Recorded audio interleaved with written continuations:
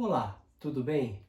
Bom, hoje nós damos continuidade à leitura de Ressurreição do Tolstói. Hoje leremos o capítulo 2 da primeira parte. Como eu sempre digo no início dos vídeos, sugiro você que leia o capítulo antes de assistir esse vídeo, porque senão você pode ter a sua compreensão do que vai ser dito aqui prejudicada, certo? Bem, o que acontece? Vamos retomar então a história. Então a Maslova, ela vai ser julgada. O que aconteceu no capítulo 1, né? Ela é uma detenta que vai ser julgada, um carcereiro entra na cela, ela sai e segue com o carcereiro em direção ao tribunal onde ocorrerá o julgamento. Muito bem, o que o Tolstói começa a fazer no capítulo 2, né? Ou melhor, o que então o Tolstói faz no capítulo 2? Ele vai contar a história da Maslova, desde o seu nascimento até os 26, 27 anos, que é quando ela foi presa. E ele fará isso em 5 páginas. Ele nos conta em linhas gerais o que acontece. Mas antes de fazer a leitura aqui dos parágrafos que eu considero importantes desse capítulo, eu quero fazer uma observação. Quando você tem uma ideia pronta, você meditou lá sobre o seu romance, você conseguiu construir mentalmente como ele será realizado, como você vai escrevê-lo. O que acontece? Quando você tem uma ideia de um romance, ela fica bem assim, visível na sua mente. Um romance, a história que você tem na sua cabeça, ela tem duas sequências que se desenvolvem na mente do escritor. Parece um pouco obscuro, mas é muito simples, eu vou explicar aqui agora para você. Você tem uma sequência cronológica dos fatos, né? Então, você pensou lá na sua história, você tem seus personagens e há uma sequência cronológica dos fatos, certo? E você sabe a vida desses personagens, como eles chegaram naquela situação em que se passa o romance, enfim, existe essa sequência cronológica dos fatos. Mas também existe a sequência com que o escritor vai apresentar esses fatos do seu livro, né? Então, para dar um exemplo aqui desse livro que nós estamos lendo, o que acontece? O romance começa com essa presa, essa detenta chamada Maslova, que é retirada do presídio para ser levada ao tribunal para o julgamento. No capítulo seguinte, que é esse que nós vamos estudar hoje, o narrador ele nos conta a história dessa moça, desde o seu nascimento até os 27 anos, que é quando ela foi presa, certo? Então o que acontece? Ele não começa a contar a sua história desde o momento em que a Maslova nasceu. Embora esse seja o ponto mais antigo da história, pelo menos até aqui o momento, comparando esses dois capítulos. Entendeu? O capítulo 2 que a gente vai ler hoje, que conta toda essa história da Maslova desde o seu nascimento, não é o primeiro capítulo, é o segundo. O primeiro capítulo relata esse momento em que ela sai da prisão, é retirada da prisão para ser levada a julgamento quando ela já tem 27 anos. Então, compreende? Existem duas linhas. A linha cronológica dos fatos e a linha com que você, escritor, vai apresentar a sua história. Eu sei que isso é básico, isso é algo até, vamos dizer assim, inato, a gente aprende isso pela experiência da leitura dos romances, Mas eu estou só ressaltando isso aqui para você, para deixar isso bem claro, né? Então, o que ele vai fazer aqui agora, o narrador? Ele vai contar a história da Maslow desde o seu nascimento. E eu quero ler aqui para vocês os 4 parágrafos iniciais deste capítulo. A história da prisioneira Maslova era uma história muito comum. Maslova era filha de uma camponesa solteira que morava com a mãe, uma vaqueira numa aldeia nas terras de 2 irmãs solteiras. Aquela mulher solteira dava à luz todos os anos e, como é comum acontecer nas aldeias, batizavam o bebê, mas depois a mãe não amamentava a criança, que surgira de maneira indesejável, era inútil e atrapalhava o trabalho, e o bebê logo morria de fome. Assim morreram 5 crianças. Todas foram batizadas, depois não foram alimentadas e morreram. O 6º bebê, gerado por um cigano que estava de passagem, foi uma menina. E sua sorte teria sido a mesma se não ocorresse de uma das solteironas ter passado no estábulo para repreender a vaqueira porque a nata estava com cheiro de vaca. A parturiente estava deitada no estábulo, junto a um bebê lindo e saudável. A solteirona fez uma repreensão por causa da nata e também por deixarem no estábulo uma mulher que acabara de dar à luz. E já fazia menção de sair quando, ao ver o bebê, tomou-se de ternura por ele e se ofereceu para ser sua madrinha. Batizou a menina e depois, com pena da afilhada, deu leite e dinheiro para a mãe, e a criança ficou viva. As solteironas, por isso, chamavam-na de a salva.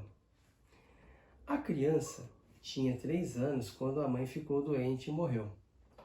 Para a avó vaqueira, a neta era um estorvo, e então as solteironas levaram a menina para a sua casa.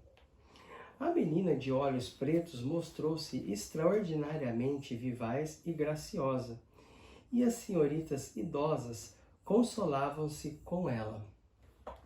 As solteironas eram 2. A mais jovem, mais bondosa, era Sofia Ivanova, a madrinha da menina, e a mais velha, mais severa, chamava-se Maria Ivanova. Sofia Ivanova cuidava das roupas da menina, ensinou-a a ler e queria fazer dela uma moça de boa educação.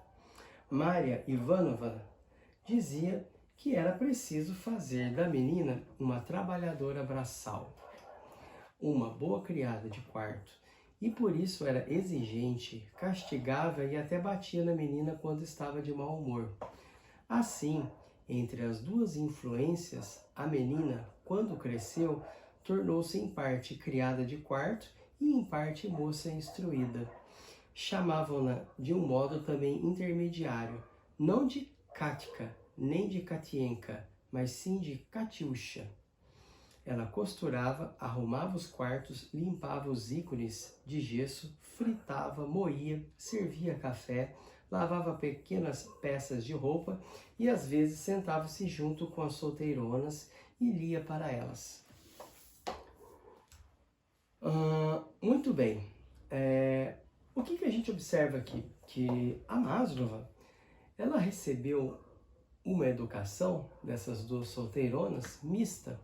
Ela tanto foi instruída para ser uma boa criada de quarto, mas também ela recebeu, ela foi alfabetizada, porque a gente vê aqui, né, que ela lia para solteironas, né? Ela também recebeu uma educação para ser assim uma mulher talvez aí de uma classe superior, né? Não ser apenas uma trabalhadora braçal, uma criada de quarto, né? Então agora vamos ler aí os 2 parágrafos seguintes. Maslova, né, recebia propostas de casamento, mas não queria casar-se com ninguém, sentindo que a vida em companhia dos trabalhadores que lhe propunham casamento seria difícil para ela. mimada pelas doçuras da vida senhorial. Assim, viveu até os 16 anos. Depois que fez 16 anos, um sobrinho das duas senhoritas foi visitá-las. Era estudante e príncipe rico. E Katiusha, sem coragem de confessá-lo a ele e nem a si mesma, apaixonou-se pelo jovem. 2 anos depois, o mesmo sobrinho, a caminho da guerra, foi visitar as tias. Ficou na casa delas durante 4 dias e na véspera da partida seduziu Katiusha. E depois de enfiar uma nota de 100 rublos na mão da moça, no último dia foi embora. 5 meses depois de sua partida, Katiusha teve a certeza de que estava grávida. Muito bem. O narrador ainda não nos diz o nome do sobrinho, desse sobrinho que foi fazer essa visita, mas nós já sabemos que é o personagem principal aqui, né? Que é esse nobre, né? Ele apenas conta rapidamente que ele e Maslova se conheceram e, após um período de 2 anos, depois ele acabou seduzindo-a e ela ficou grávida. Veja bem, ele pegou, observe uma coisa aqui, que depois a gente vai comentar sobre isso mais para frente aqui neste vídeo ainda. Em um parágrafo, ele fala que a Maslova conheceu esse príncipe, esse nobre, e 2 anos depois ele voltou, a seduziu e a engravidou, e foi embora deixando 100 rublos. Em um parágrafo muito curto, ele conta tudo isso pra gente. Guarde essa informação. Então vamos aqui para o próximo parágrafo. O que acontece com essa moça depois que esse homem foi embora, deixando-a grávida? Daí em diante, tudo era enfadonho para ela. Só pensava em como poderia se livrar da vergonha que a aguardava. E passou não só a trabalhar mal e de má vontade para as duas solteironas, como também, sem que ela mesma entendesse como aquilo aconteceu, explodiu de repente. Gritou grosserias para as solteironas, do que se arrependeu mais tarde, e pediu para ser demitida. Bom, o que observamos aqui é uma mudança drástica nessa personagem depois desse episódio, desse envolvimento com esse nobre, né? Bom, o que acontece daqui para frente? O narrador vai contar pra gente, de forma realmente breve, vários anos da vida da Maslova. O que ocorreu? Ela trabalhou em vários lugares, e um ponto muito comum é que ela foi assediada em vários desses lugares onde ela trabalhou, né? Então ela vai trabalhar na casa de um homem, é assediada por ele. Outro fato que é relatado aqui brevemente, que ela teve essa criança, né? O bebê nasceu e esse bebê morreu pouco tempo depois. E do dinheiro que ela tem, que o narrador aqui informa que são 127 rublos, 27 é do salário que ela recebia das solteironas e 100 o que ela recebeu do nobre, ela acabou gastando todo esse dinheiro. E ela vai trabalhando em vários lugares, ela é assediada, e o que a gente observa aqui, que o narrador nos conta, é que ela não é uma pessoa que quer, assim, ter um serviço braçal. Ela vai para casa de uma tia na cidade, essa tia oferece para ela trabalhar como lavadeira, mas ela não quer. Ela vai numa agência de empregos, acaba trabalhando em outros lugares, aí acaba sendo assediada, por fim ela se torna amante de um homem que a sustenta num apartamento, até que um dia uma mulher oferece para ela, que é uma agente que fornece mulheres para a casa de tolerância, conhece a Maslova e oferece esse serviço para ela. E entre ser uma criada e ser assediada, como ela já como já estava acontecendo com ela, e receber por prestar esses serviços para homens e ter uma vida mais tranquila, segundo a concepção dela, ela prefere a segunda opção e aí ela vai então trabalhar nessa casa de tolerância, né? E ela vive 7 anos essa vida como prostituta. E aí então vamos ao último parágrafo deste capítulo. E o que é curioso aqui também é o seguinte, é importante ressaltar isso, porque olha como ela faz essa opção. Ela enxerga nessa sua opção de trabalhar numa casa de tolerância uma maneira de se vingar de todas aquelas pessoas que lhe fizeram mal, ou seja, todos os homens que lhe fizeram mal, né? Incluído aí esse nobre, né? Por quem ela foi realmente apaixonada, né? Bom, então aqui o último parágrafo. Então.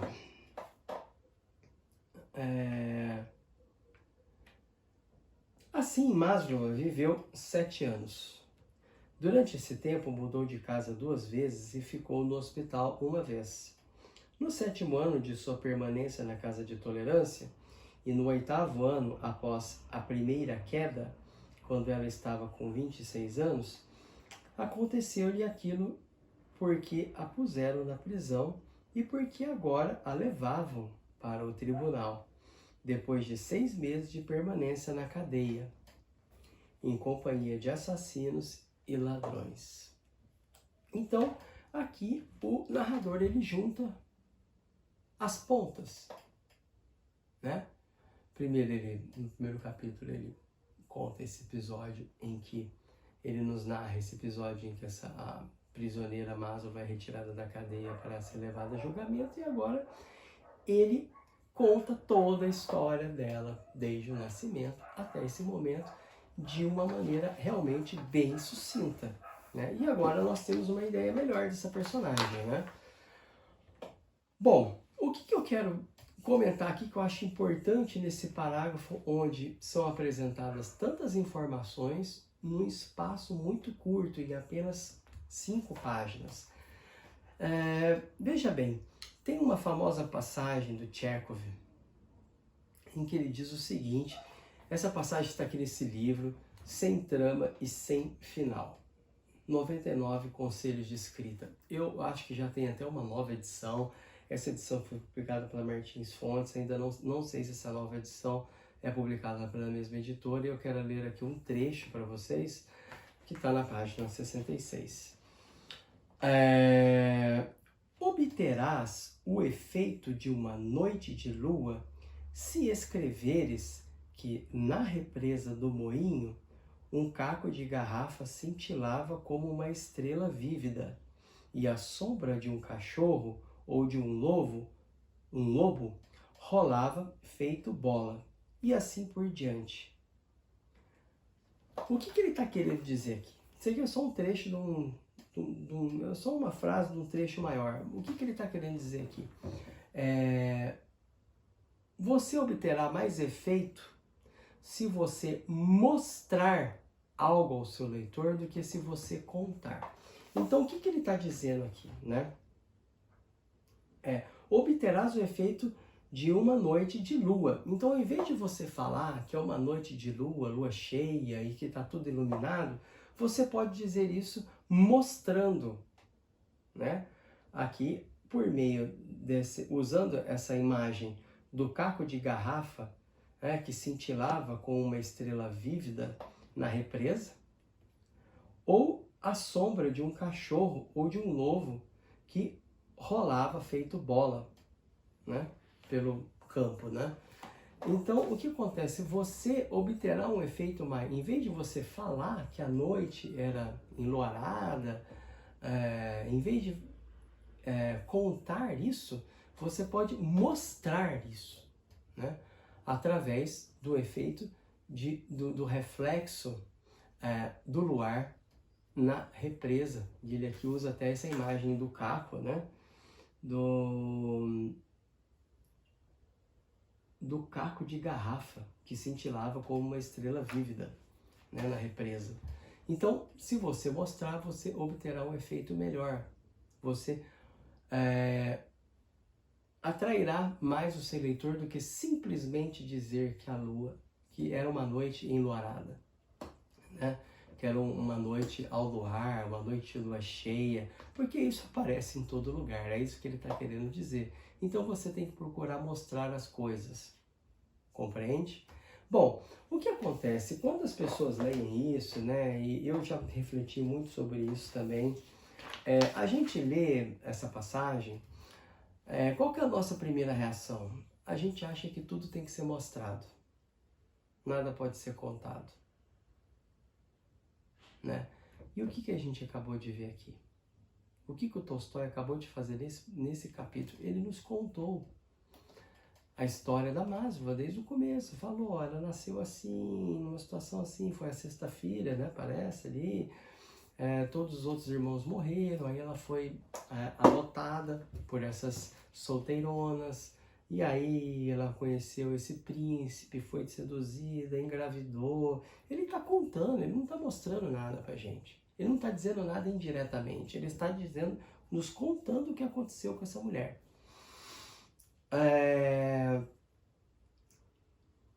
E aí ele vai seguindo assim até chegar nesse ponto em que ela é presa, né? Então são 26 anos nessas 5 páginas, né? Veja bem, o Tolstói, ele tem plenas capacidades de fazer dessas 5 páginas um romance e contar toda a história dessa mulher, mostrando como foi o seu envolvimento com aquele primeiro homem que a assediou, mostrando tudo isso aqui que ela viveu, mostrando como é uma casa de tolerância, como era o cotidiano dela. Você vai ver aqui, se você leu esse capítulo, você vai ver lá que ele mostra de uma maneira breve, ali num parágrafo, como era o cotidiano da Maslova na casa de tolerância. Mas ele poderia fazer isso se estendendo mais, mostrando em mais detalhes. Ele tem plenas capacidades para fazer isso. Por que ele optou por contar de uma maneira tão breve? Essa que é a pergunta que quem quer escrever tem que se fazer nessa hora. Por que ele está fazendo isso? Por que ele não colocou mais 300 páginas aqui? Em vez de apenas 5? Seria um romance aí de 800 páginas.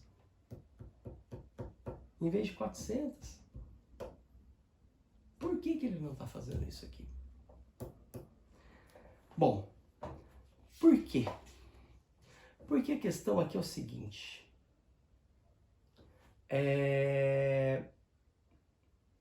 Qual que é o objetivo do Tolstói nesse romance? É mostrar esse drama de consciência deste nobre quando ele reconhece essa mulher chamada Maslova, que ele seduziu há muito tempo em sua juventude e que está sendo julgada. É isso que o Tolstói quer mostrar, esse drama de consciência, o que vai acontecer com essas duas personagens depois desse reencontro. Isso aqui é o centro do romance, esse é o centro do romance. O centro do romance não é essa história da Maslova que teve um envolvimento com o homem tal, depois com aquele outro, depois com aquele outro, que foi trabalhar na casa de tolerância, depois que fez aquilo outro. Não! Não é isso que é o centro da história. O centro da história é exatamente esse drama de consciência desse homem. E as mudanças que esse reencontro provocarão também na Maslova.